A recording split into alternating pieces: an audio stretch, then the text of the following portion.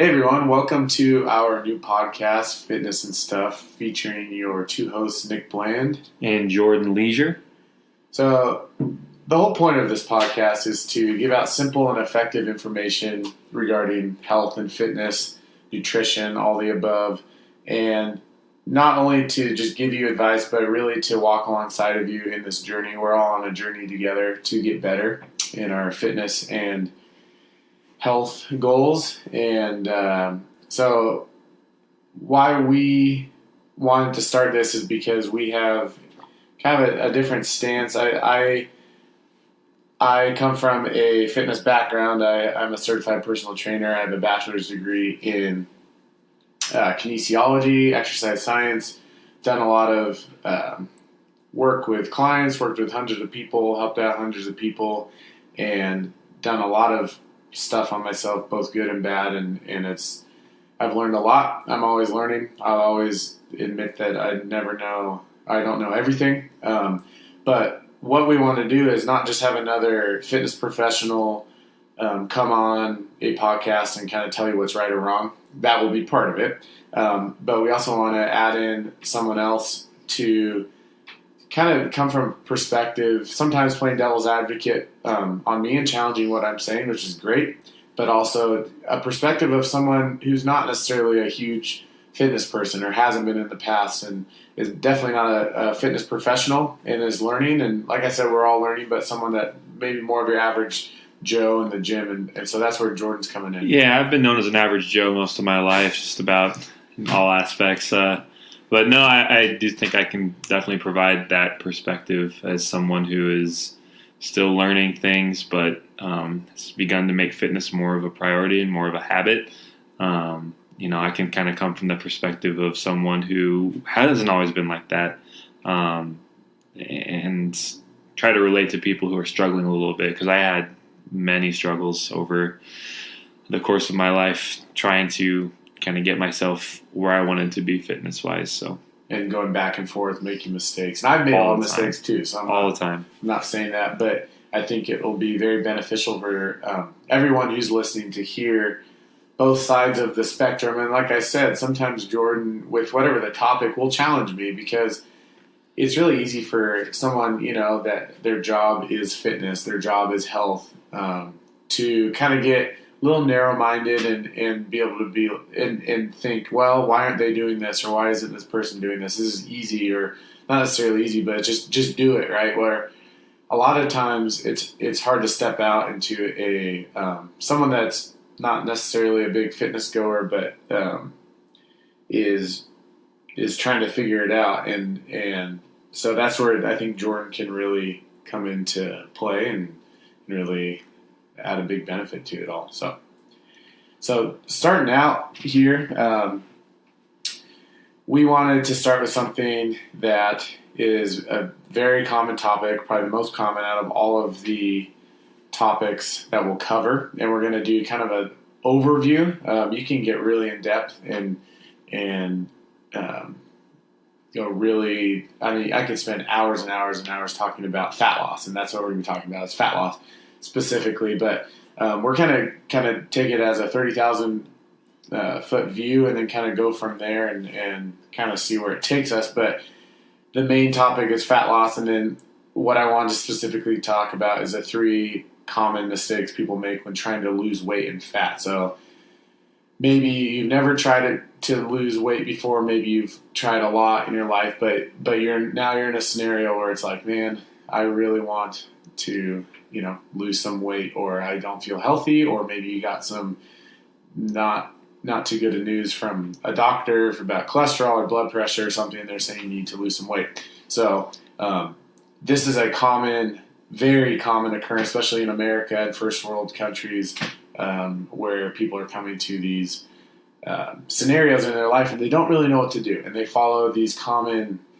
ideas or things they read or see on Instagram constantly. And not saying all stuff on Instagram is bad, there's a lot of good stuff, but it's really hard to know what to follow and who to believe. And I think that's another, just going back to our overall mission statement, is to just provide you with real, simple, effective ways to go about getting to where you want to be. So, as someone who hasn't really known what direction to take weight loss and just kind of did most of his research online, I can tell you that I've kind of fallen into all of these at one point or another, seeing no results, and in some cases even seeing weight gain. So, these are things that a lot of people kind of fall into and deal with, understandably. But right, and you think about what they're falling into. They're falling into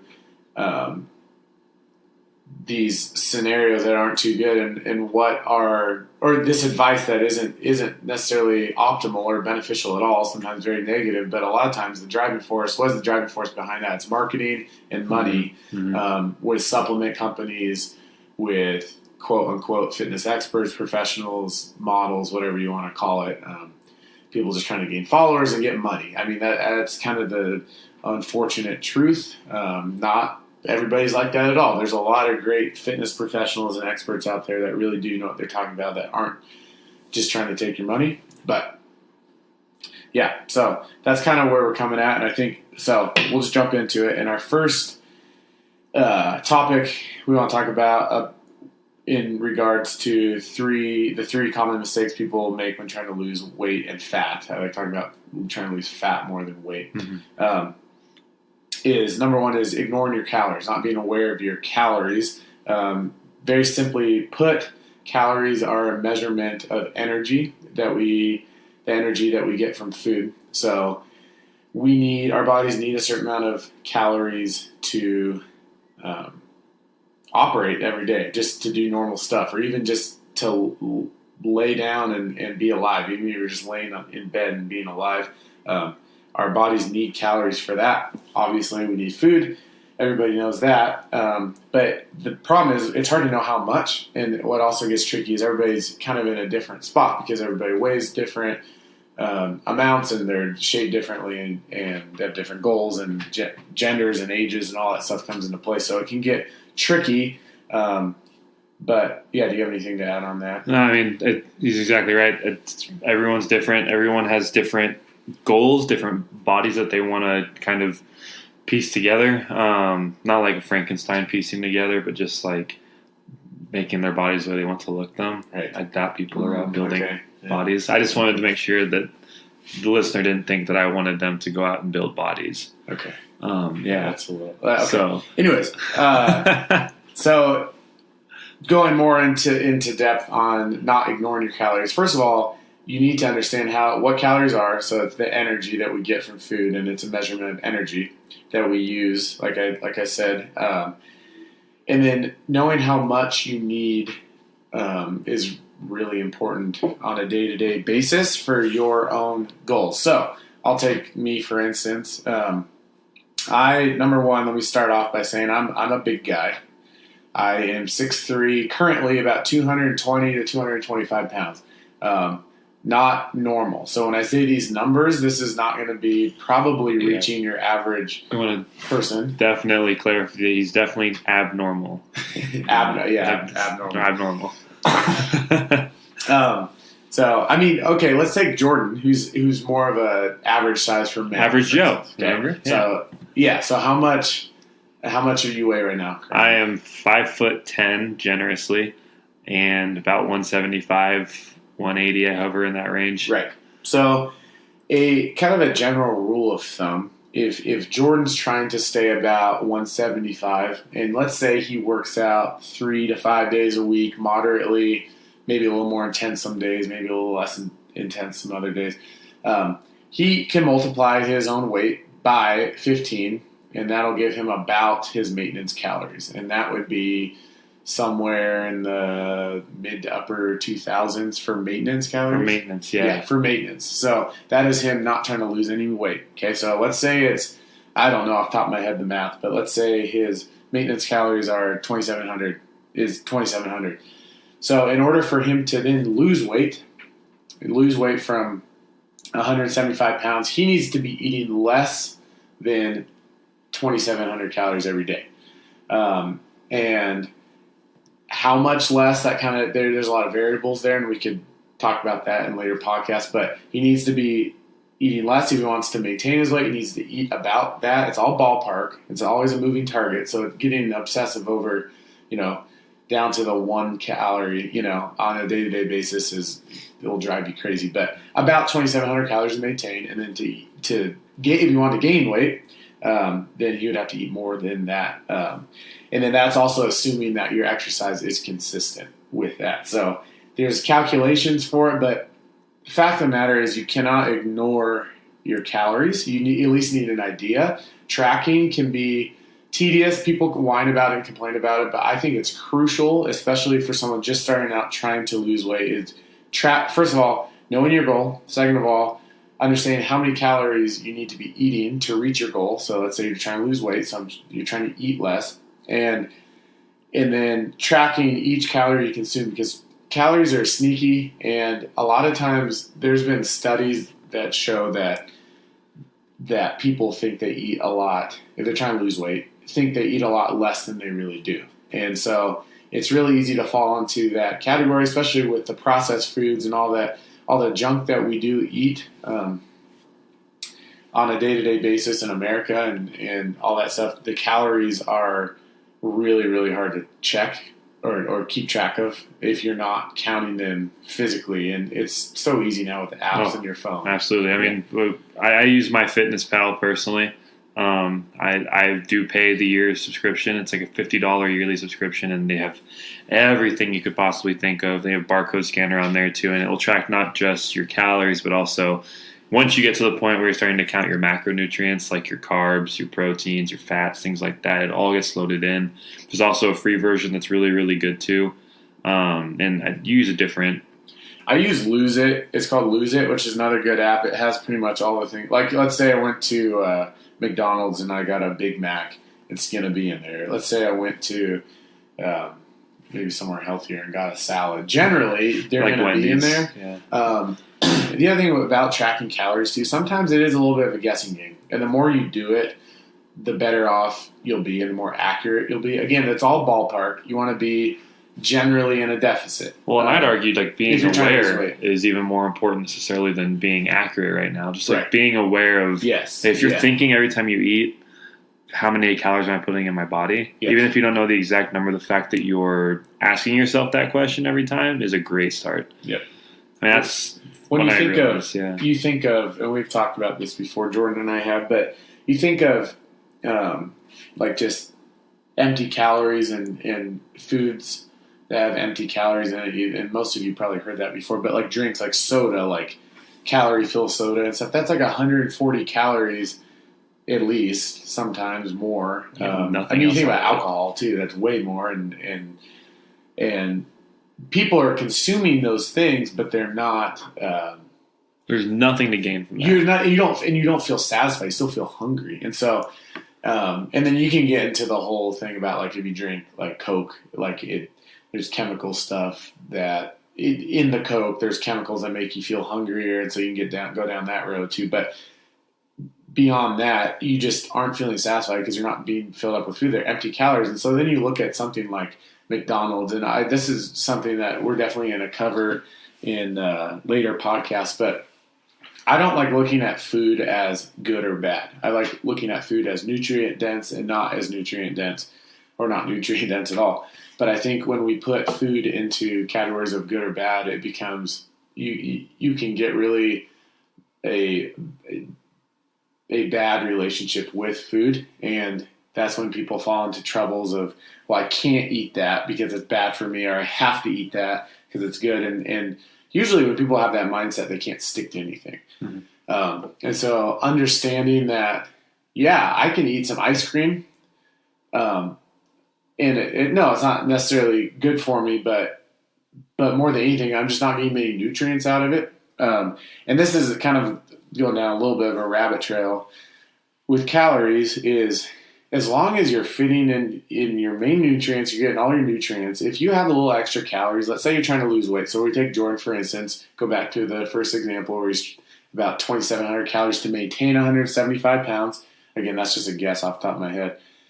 Let's say he's in a deficit. So let's say he's trying to let's make it easy. He's trying to eat about 2,000 calories every single day. So he loses about a pound or two per week. That's that's kind of an estimate. Let's say he does really well during the day. He gets some good protein. He gets whole grains. He gets fiber, fruits and veggies, and does a great job getting his macros filled in, healthy macros, and then also good vitamins and minerals and all that good stuff. And let's say he's at 1,600 calories, right? And it's, I don't know, 6:30, or he just ate dinner. He's at 1,600 calories. It's not a bad thing sometimes to maybe go get some ice cream for 300 calories, right? Because he's still in the deficit. He got all his nutrients in, and now he's enjoying it. And so he is so much more likely to stick to the plan. And the best diet, this might be the most important thing I say all night, the best diet is the one you can stick to. Mm-hmm. And more often than not, the stuff that people try, they cannot stick to. I mean, they may see results. They may see quick results. They may see, a little longer term results. Maybe they can stick with it for 5 or 6 months, but will they be able to stick to it for years and years and years? And that's the thing. And I think of, like, before and after pictures are so cool. I mean, it's motivating to see. It's inspiring and all that stuff. But something that I say is I want to see someone's after picture, and I've posted about this before. Like, they lost all this weight in 8 months. Wow, that's amazing. Like, they work so hard. They deserve. Do they keep it off? Do they keep it off? Yeah. Are they able to keep it off? Are they living? Has it become a lifestyle, or is it just because, well, we went on this vacation and I wanted to be lean for that? That's great. That's a good thing to motivate you. But you should be really, if you are doing something, if you're currently trying to lose weight, and you are if you're currently trying to lose weight and you are doing something that you can't see yourself sticking to for years down the road, take a step back and maybe redirect what you're doing, because that's when people fall into trouble and they can't stick to it. Well, and I know, Jordan, you've had this experience. I had too a little bit, but probably I'm precluding our second of the 3 points a little bit here. But yes, definitely. With just different diets and things like that,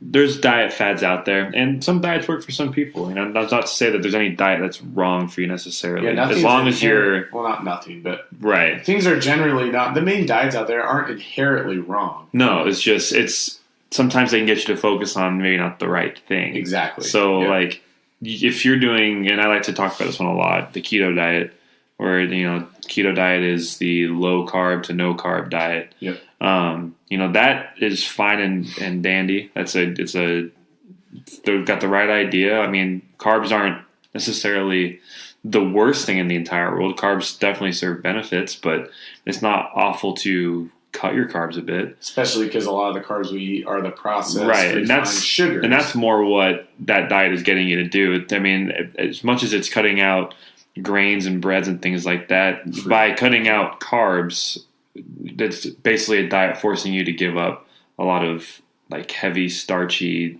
sugary, things like sodas, all the above, cereals. But kind of where I'm circling back to is I tried that diet for a little bit, and I didn't watch my calories. I was just watching my carbs.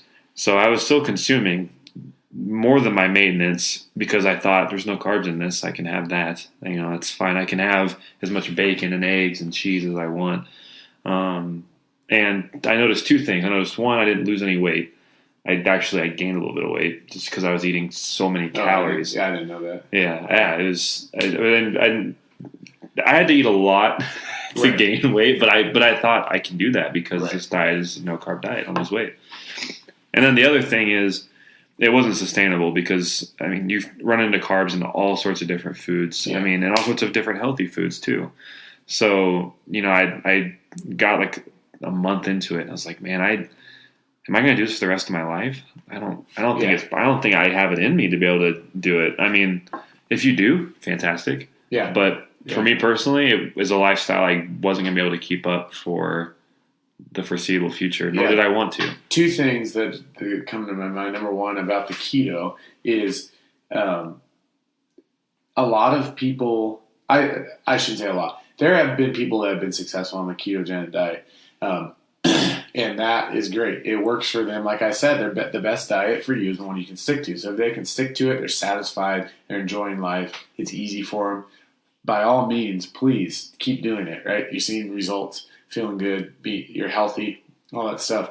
But a lot of times, I mean, studies have shown too, I can tell you exactly the meta-analysis that I'm thinking about right now, but that generally carbs or lack of carbs increase cortisol levels. Cortisol levels are your stress hormone. When cortisol levels, so whenever you feel stressed or anxious or whatever, your brain releases cortisol. And it's a flight or fight response. It's a good hormone to have, but too much of it is a bad thing. Too much of anything is a bad thing. Exactly. Yeah. So that can really mess with your fat loss. That can mess with your muscle gain. That messes with your sleep. That messes with your energy in general. So having increased cortisol levels because you're not eating enough carbs, that's one thing that I've heard is a very common issue when people go on the keto diet.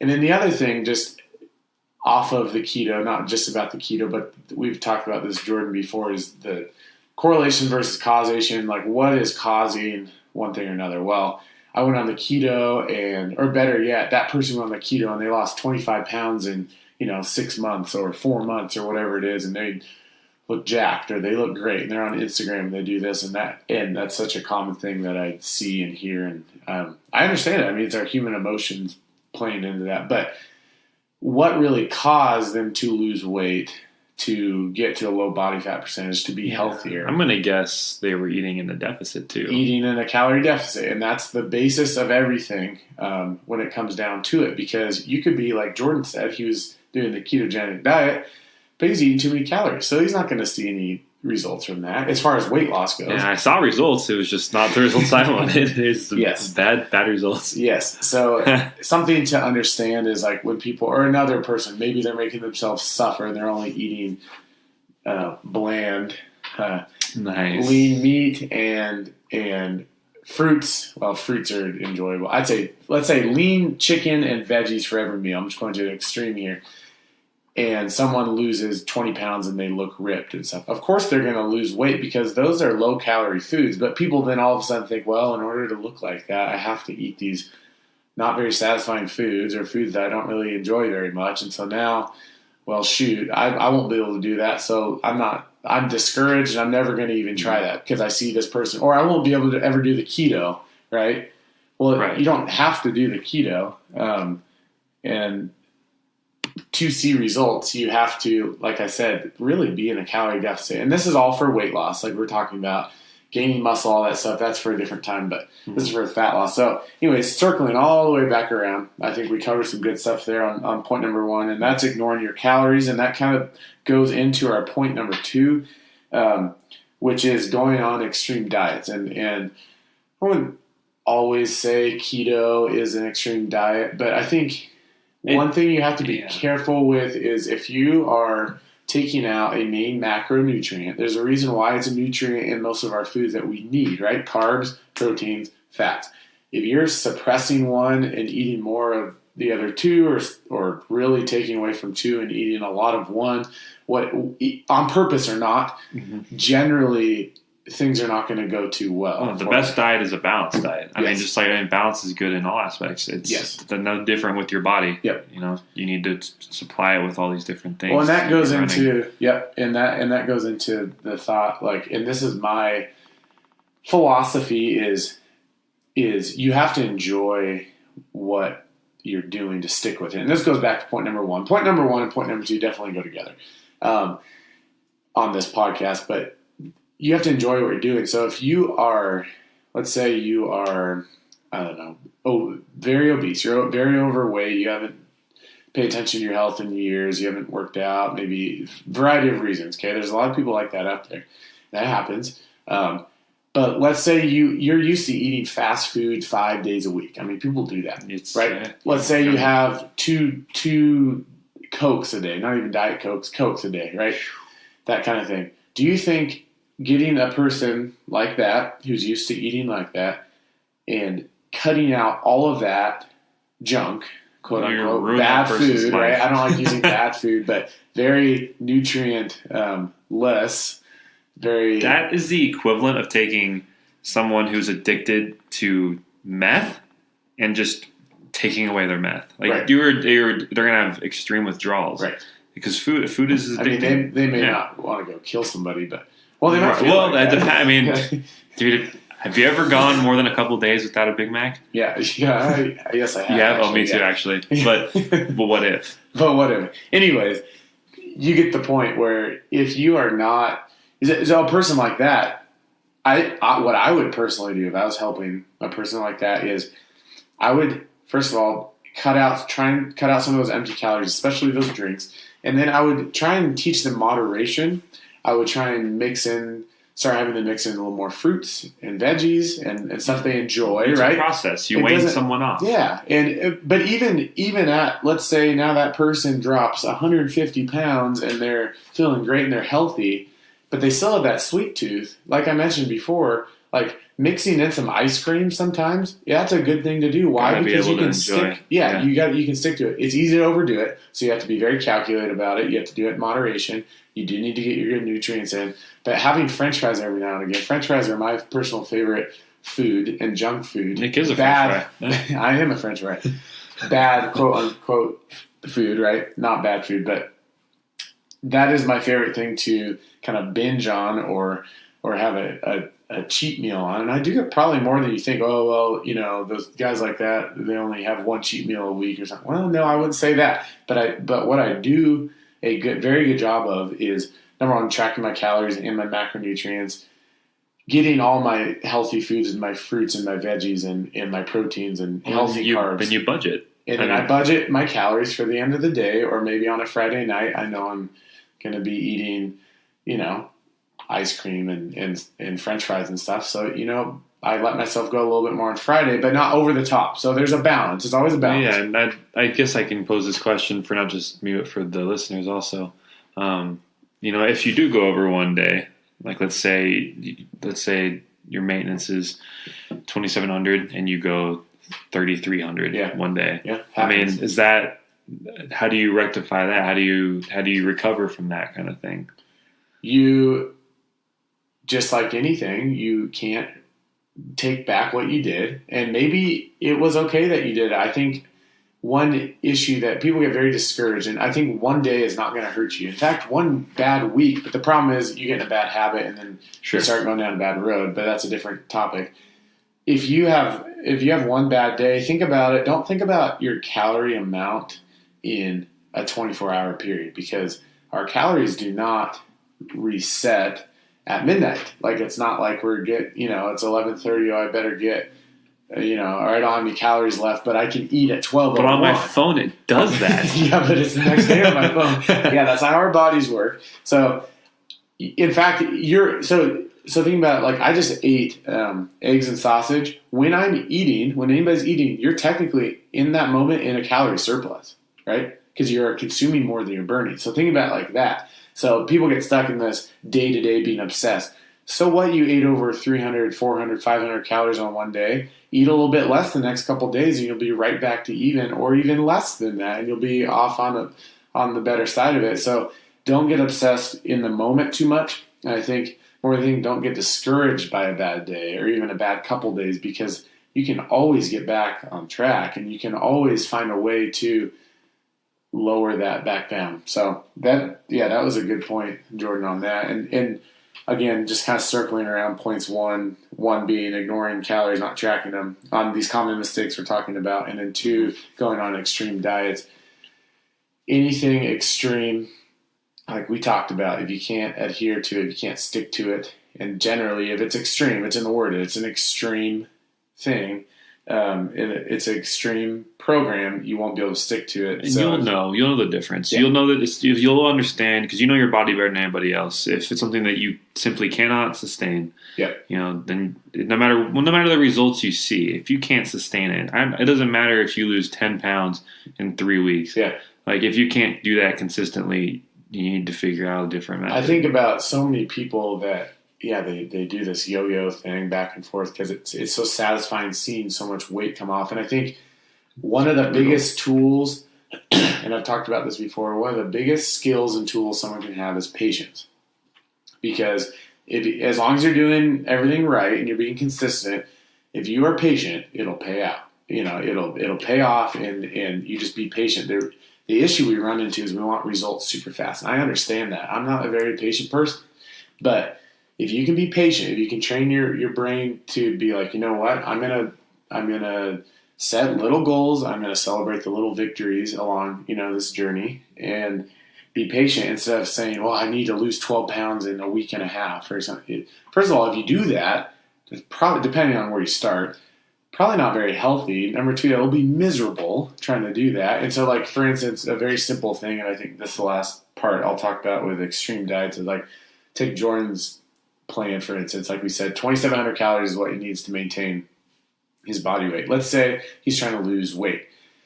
And let's say he drops down to something crazy like 1,300 calories a day, right? I mean, you're going to lose weight. There's no doubt. If you're eating that much, you're absolutely going to lose weight. Are you going to stick to it? No. No way. No way. Are you going to enjoy it? No. No, and that's why you would stick to it. So obviously they go together. But I think everyone gets the point about that. But it's a matter of applying it, right? I mean, you can understand these things, but it's applying it and understanding, depending on your body weight and your body fat percentage and stuff. But for the average person, losing a pound or two per week is what you should be shooting for, which is frustrating for people to hear. But you think about, you do that consistently and you're still able to enjoy some of your favorite foods still, the pizza, the ice cream. You budget it, right? You'll be able to stick to it. You won't be miserable. Time's going to come and go, right? Sure. 6 months flies by. It does. And you'd rather look back on that 6 months and be like, you know what, I was consistent on this. I wasn't trying to rush it. And last part about going extreme deficit, since we're just talking about that a lot, is if you're trying to maintain or build any muscle at all, good luck when you're in an extreme deficit, because it is really, I won't get into muscle building and stuff, but basically it's very difficult to build muscle in a calorie deficit. And really, you only can do that if you're a beginner. And I won't get into what constitutes a beginner lifter. Not yet. No, not yet.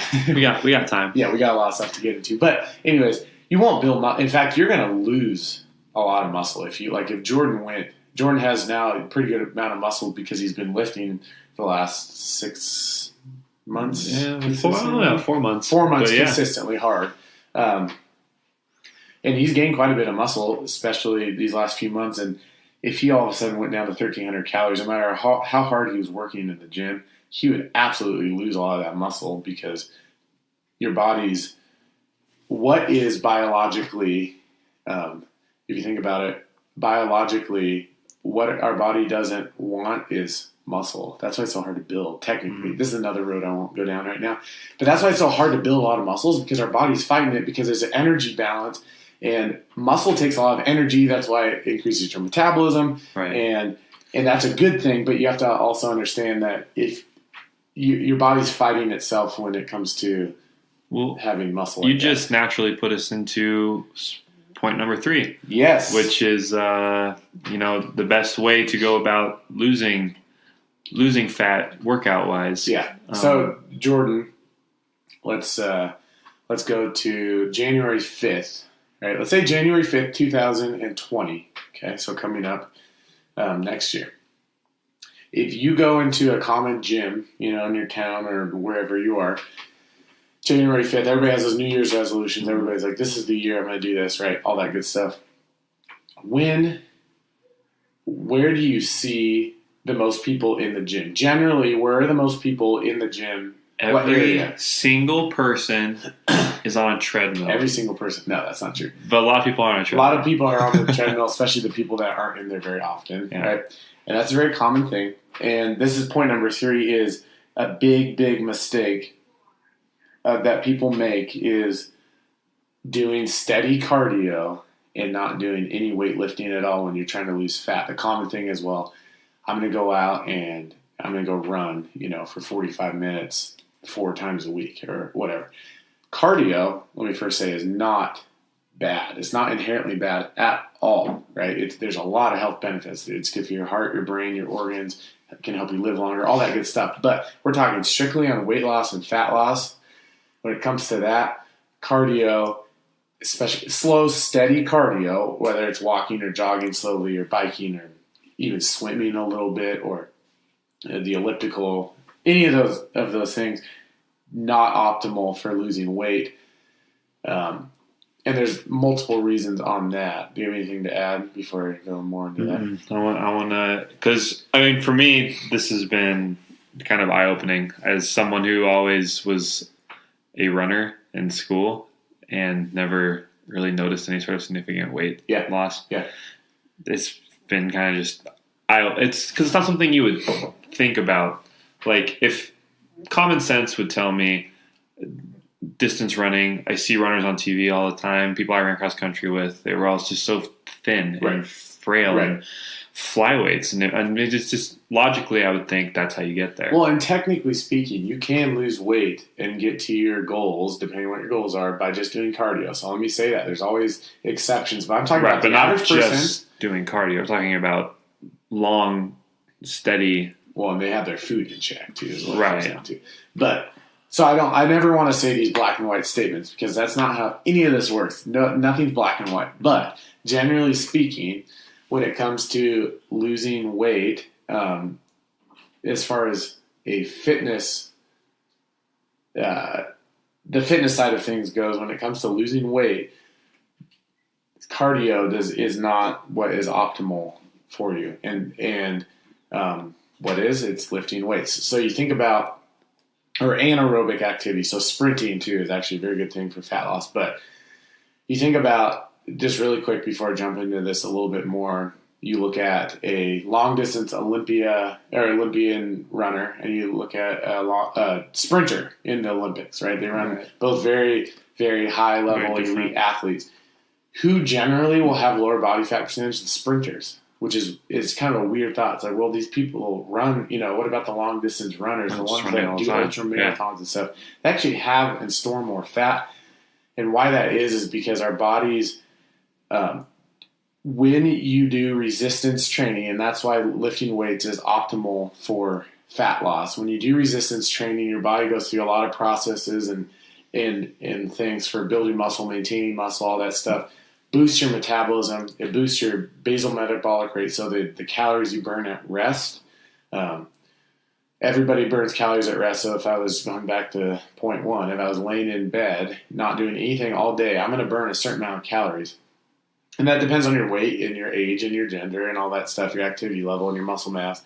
But when it comes down to it, the lifting and building some muscle, and it's not necessarily, you don't have to be a bodybuilder. And that's the thing too. I tell people this and they think, well, I got to go in and be doing these crazy amounts of weights and stuff like that. And that's not the case at all. You just need to build some lean tissue. You may not even be able to see the lean muscle mass that you're building, but doing that will help so much with your metabolism and overall just losing fat, and it just makes it easier. And do you have anything to add on that? I'm living proof of it. I mean, I'm not where I want to be necessarily yet with my fitness goals, but I'm a lot closer than I've ever been, and it just coincided with me, along with the diet, because these are not things that you can do one and not the other. Right. Like if you want to reach your fitness goal, you need to not only lift weights, but also watch your calories and vice versa. And get your nutrients and proteins. Yeah, I mean, there's a lot of different things you got to focus on. But since he's been implementing consistent 3+ days a week of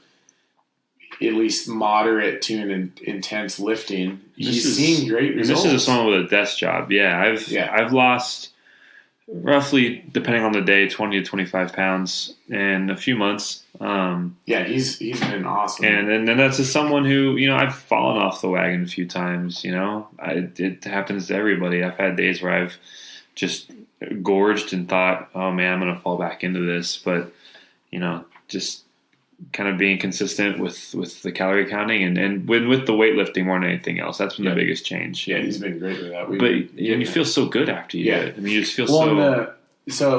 2 points about that, and those of you that are thinking like, I don't want to lift weights, I hate lifting weights. Well, okay, so here's your other thing.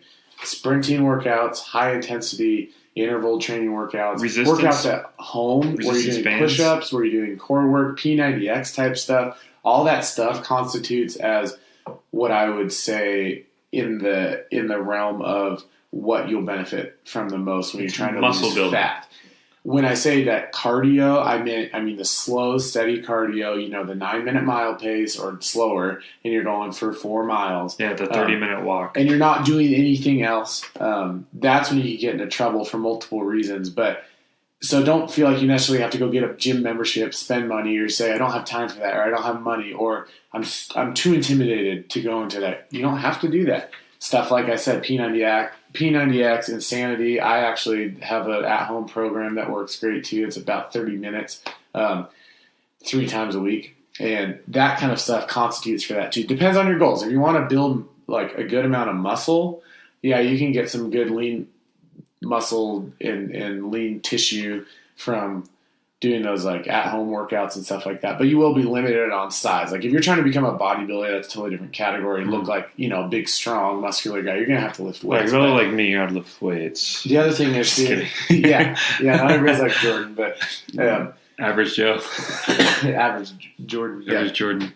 The other thing is girls, I often run into issues with this when I'm talking to girls or they kind of, they talk back, for lack of a better phrase, back at me saying like, I don't want to lift. I don't like lifting. And because maybe they're not even intimidated, but they don't want to bulk up. And that is a very common myth that the average girl, and again, there's exceptions, there's absolutely exceptions, but the average girl is not going to bulk up and look like a man, because you just don't have the testosterone to build muscle like that. And the women that you see that do look like that are taking steroids. That's just how it is. Again, there's exceptions. There's always exceptions. But in the 99%, if you're in the 99 percentile of that, where you're worried about bulking up too much and you lift weights and you do it correctly, and that's something I can help with too. If you want to reach out to me on how to do it, right? Because there's that whole side of it where you go down that road, but we won't. We'll save that for another podcast. But you won't get bulky. You will get some muscle, and more often than not, I don't want to say always, but more often than not, most girls, they just stick to a lifting plan. They like how they look a lot more after. And one other side note I do want to talk about is, with all this losing weight, weight is a offshoot of all of this. Of course, you probably lose weight. Depends where you start. There's a lot of variables on that, but what we want to lose is fat. And so let's say you take a 5'7" girl and she weighs 150 pounds and she's not very happy with her body. Maybe she's, not overweight, but she just doesn't look very good. She's not very toned or whatever like that, in her words, right? And now you put her on a good eating plan where she's maybe in a slight deficit. You get her enough protein and you get her lifting 3 or more days a week. All of a sudden, maybe she weighs now 150 pounds still. But they call this a recomposition, which she's 150 pounds, but she's a completely 150 pounds, like a much different 150 pounds than she was before. And so getting just obsessed with the weight number, that can be tricky too. And again, I don't want to go too much into this right now, but I do want to say that, because if you look at too much just the number on the scale, that's when issues can really start to happen, right? Because there are plenty of men that are 6'3", 220 pounds that have never lifted a weight and look a lot different than me. Yeah. And there's a lot of men that are 175 pounds that look nothing like Jordan. And so it really, don't just get obsessed with weight, right? It's a tool. It's something that we can use to monitor progress. And oftentimes it's a good thing to do. Yeah. The goal is to feel good. That's the most important part, and be healthy. Do you feel good? Do you like where you're at? Yes. I mean, that's, yep. Everybody's different too. So that's at the end of the day, that is the goal of this podcast, is not to get you to go from where you're currently at to 10 pounds lighter. It's to get you into a place where you feel like you're confident and you're happy and you feel healthy. And because the difference between feeling healthy and not feeling healthy, it's something that people who aren't feeling healthy normally kind of take for granted. That sensation of feeling like I'm making the right decisions and my body is operating at a level that is close to optimal it's fantastic. It is it makes getting up every morning feel a little bit better because you know that you're making the right moves and that you have that confidence in yourself. And you're putting yourself at very low risk of diseases. Again, you can be healthy and get diseases. There's always exceptions, but you're putting yourself in the 95% chance of being way less likely to have a serious common disease, So anyways, a little off topic on that. But really quick, going back to the cardio point, one issue also is you see someone running on a treadmill, let's say they're running for 20 minutes, they burn, the machine says 225 calories or whatever, right? Oh, wow, I just burned 225 calories. And then you take someone who lifts weights, or let's say they did a P90X or one of my at-home workouts and they have like a Fitbit on or something, and it says they burned 150 calories. Well, it's like, okay, well, Nick, in 20 minutes, I burned 225 calories on the treadmill, and I only burned 150 calories with your at-home workout. Why would I ever do the at-home workout because I only ran for 20 minutes, and your workout was 30 minutes, and I burned less calories? Well, there's a lot more that goes into it than just that number.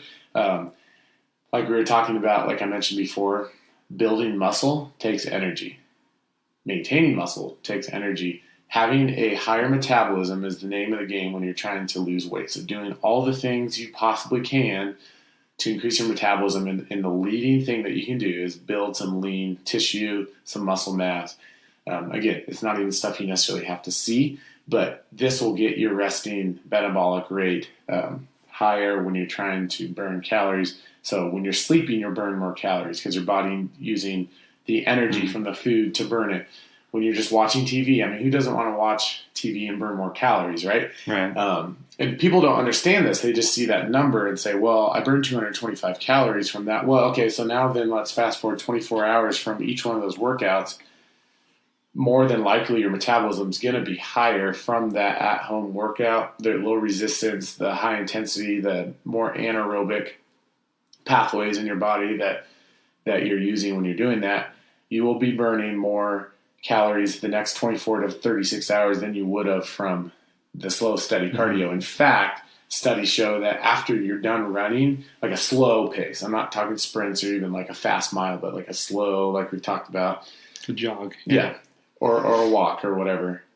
You stop burning calories after that. So great, you burned 500 calories on your long walk, but how easy is it to get 500 calories in food, right? Less than one Big Mac is more than 500 calories. Yeah, one Big for the Mac. record. And so that's something you got to really consider is how much you're burning at rest and doing these resistance trainings, these high intensity at home workouts, just basic lifting weights. That will increase your resting metabolic rate, which again is the name of the game. If you're trying to lose weight, that is how you lose weight from a fitness side of things. You try and increase your metabolism by building some lean muscle tissue. So as far as I mean, we want to probably let you guys know that we don't foresee every podcast going quite this long. As the first podcast, we wanted to kind of just give you guys a good base with which to kind of work with. And we're going to hone in on more specifics as we move forward with this. And things will get smoother too. I'd like to be honest, this is our first podcast. Our first podcast. This is so if you've made it this far, thank you. Yeah, fantastic. We did a run through a few days ago, just like a kind of a test run, just to see how everything would go.